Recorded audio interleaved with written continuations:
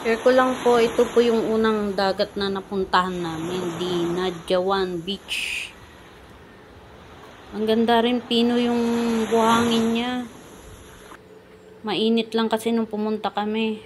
Nag-stop over kami rito para kumain.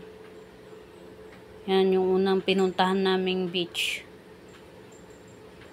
Tapos namin kumain, lumipat, nagbiyahe na kami papuntang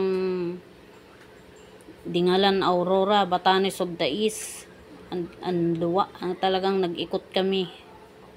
Mula Sulanon, Nueva Vizcaya, umikot kami Quirino hanggang napunta kami rito sa Dinadjawan, Alfonso Castañeda.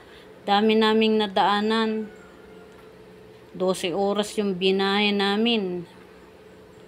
Kasi ito pa, nadaanan namin, no? Ito yung bundok na, mga bundok pala rito. Punong-puno ng tanim na nyog at saging.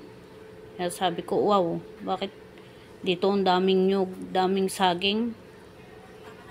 Dito ko nakita na napakaganda talaga ang Pilipinas, sobra. Yan yung pababa. May dagat dyan. Karugtong din ng Dinadjawan Beach. Ang ganda, sobra. Ganda ng biyahe namin kahit nakakapagod. Pero ang ganda yung mga tanawin na nakita ko. Tataas na bundok. Thanks for watching.